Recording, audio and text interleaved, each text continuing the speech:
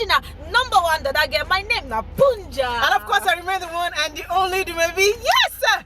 Finally, we are at the quarterfinals of the World Cup in Qatar.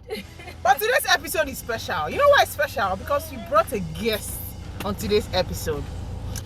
On today's episode, we have a media personality. Is the what? The program's manager at Brilla FM. Woohoo! And of course, the chief media officer of the Super Eagles. Welcome to Sports on the Wheels, Babafemi Raji, aka the double striker. Oh yeah, that's it. Move. How far now? We know. Welcome. It's good to finally have you on the show. Yeah. Finally. My face, I find it No, he fresh. Forget. Don't be camera. He fresh. I know fresh, you'll see. Welcome, boss. Good to have you on the show finally. Okay, Shapali, we will enter the motorway carriers come today. We will look at the African countries where we say go this Qatar. But we will focus on the only one person. Where still remain? The rest, they have cut, they have jabber.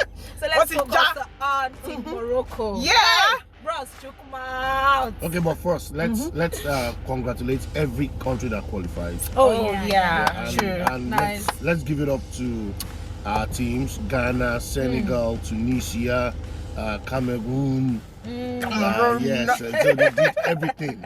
And really, congratulations. And bigger congratulations to Morocco.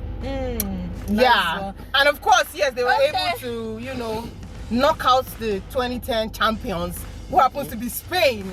What do you make of that? I mean, Did you see that coming? Huge feat for not just Morocco, but for African, for the African continent, having Morocco at the quarterfinals. Did you see that coming? Well, I didn't, but I started believing in the team after they defeated Belgium. Okay. And again, the Moroccan team, the pattern of play, they've been on the rise. Talking about the way they play, the preparation, everything. It's worthy of emulation. You can learn a lot from them. And they held their own. The coach was very apt in terms of his tactics, and it worked. They were able to neutralize everything the Spaniards had to bring. And when it was time for the penalty shootout, also what happened? The penalty shootout was crazy. There was this story about them that they've been training for penalties. Say 1,000. Okay, Enrique. No, I now laugh. I said, but wait, who then they play the penalty against before? Should be against their own keeper. Yes. They give you 2 no sabi catch penalty, everything will just the enter. And true, you confirm everything enter. Anyway, their next game, then they play against Portugal. Bros, how you taste this one? It's going to be a very tough game. The Portuguese are a very good side. I keep telling everyone. I remember we had a test game against them, and they're a very good side. And despite the fact that we had an under-strength team, we were able to see a lot from them. The Portuguese are very compact. They are very young, enterprising players, unassuming players. You won't know. You don't know what anybody can score. Yes, you don't know what the Portuguese can bring. They are. In fact, I think they are hoarding talents. As in they have. They don't want to show us everything they have. They have a lot of talents, and that would go all out for them. I'm rooting for Morocco as an African nation. I want Morocco to indeed be able to do this. But again, it's football. Whoever wins, all good. It's for football. Both teams are striving to win the World Cup for the first time. So if it's Morocco that gets to the final, good. If it's Portugal, fine. But it's going to be a very, very tough game. Okay, now talking about Portugal, let's focus on the big man. Let's focus on Ronaldo.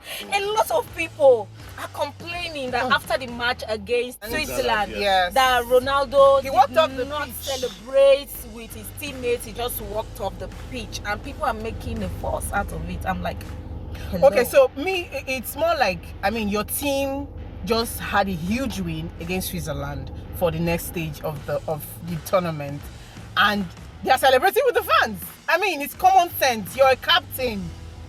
Join them and celebrate. You're walking off the pitch.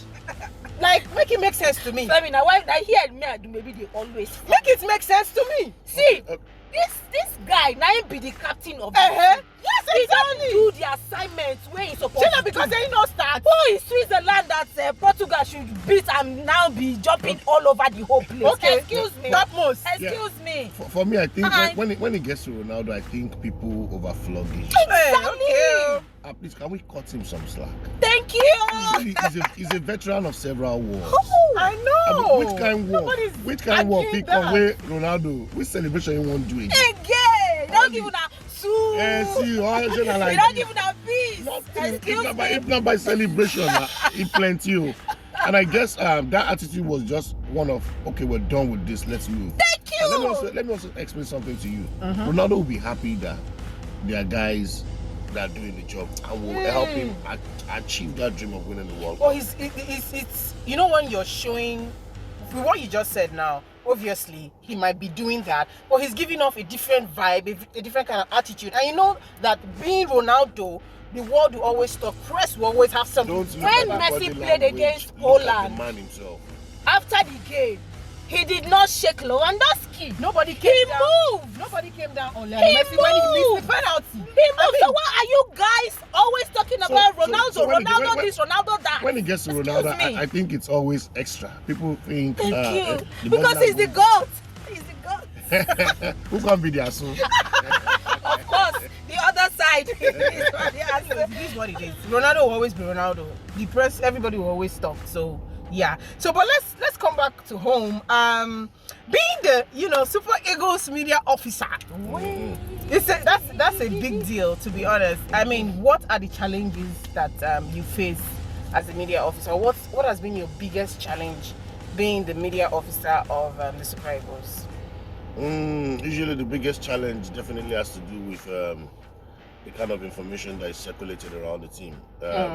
The good thing is we have a bunch of very disciplined players, so it's easy to work with, right? However, when it comes to information coming out of the camp, most times you find it out, you wonder where some stories come from. That was why on assumption of office in 2020, I was like, okay, please, when you want information, reach me. I'm very accessible. My number is everywhere. You understand? I'm very accessible. Just confirm first before you make it. And don't judge by body language. Don't assume that okay, these guys are not saying anything. But we will always say something. We always talk. One thing about me is I've ensured that information and thorough promotion of the team is taken seriously. And of course, the Nigeria Football Federation has been very supportive in this. The General Secretary has been very supportive. The team manager, the NFF president, the entire team, even the coaches have been very supportive in ensuring. And of course, my colleagues in the media. Although at times we quarter some of us because I'll be like, no, this shouldn't be said about this team. I'm not just doing PR. I'm trying to tell you the truth because even in PR, it's good to say the truth. And we will manage the situation.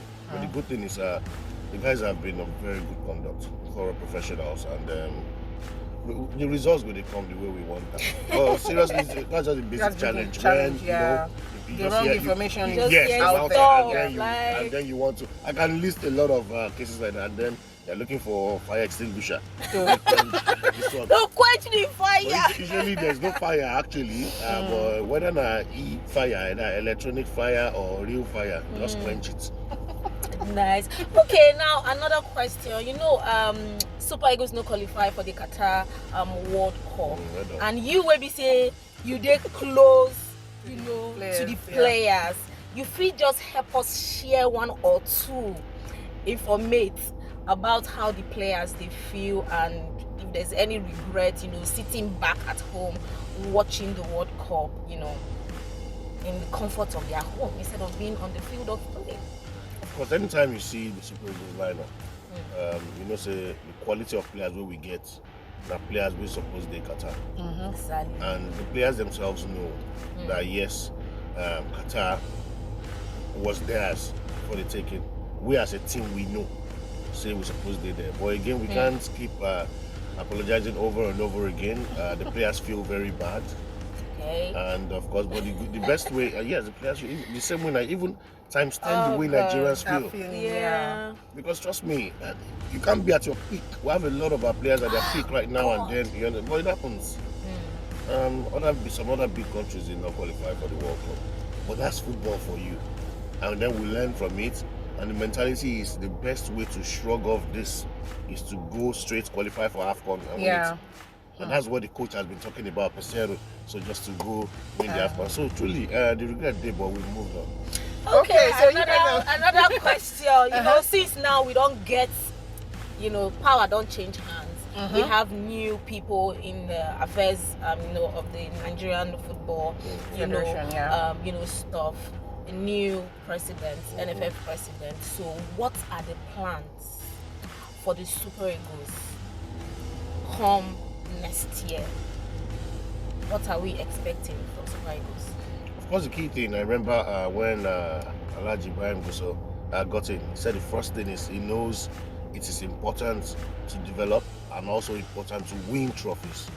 And that's in line with what Coach Joseph Pesero has been saying, that we want to win the next AFCON. So the plan is to first qualify for the AFCON. We've already played 2 matches. We have a 100% record. In March, we'll be playing Guinea-Bissau back-to-back.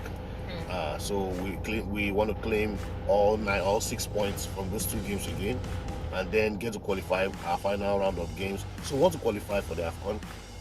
The NFF, under the leadership of Alhaji Ibrahim Musa, have also been working hard to ensure things are right, in right order. And trust me, we will experience a wonderful 2023 with the Super Eagles. And we will just begin to give our fans joy. You know, so that we be joy givers.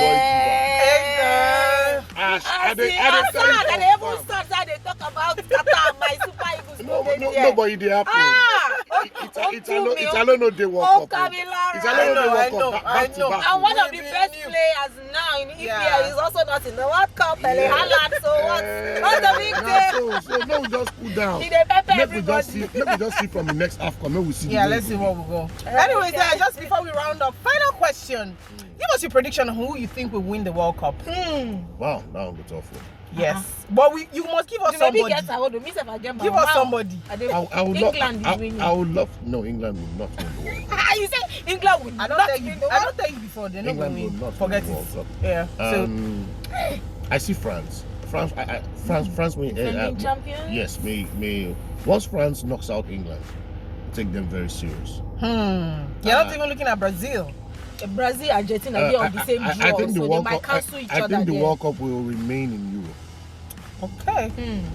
So in other words, I've just ruled out the South Americans. He ruled South America, ruled Asians already out, ruled out Africa. I'm rooting for Morocco as an African country, but I think France. I think the World Cup will remain in Europe. In Europe. Okay.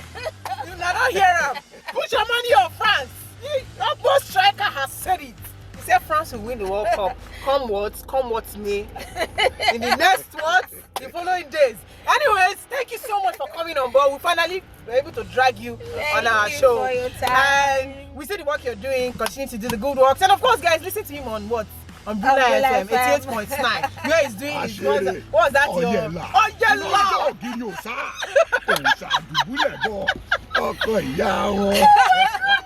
Okay, guys, please don't forget to subscribe to our YouTube channel and also follow us on all our social media, handle. And guess what? We'll follow you right back. Yes, of course, you heard that right. We're on TikTok, Facebook, Instagram, and of course Twitter. Guys, please follow my friends, follow my less privileged friends.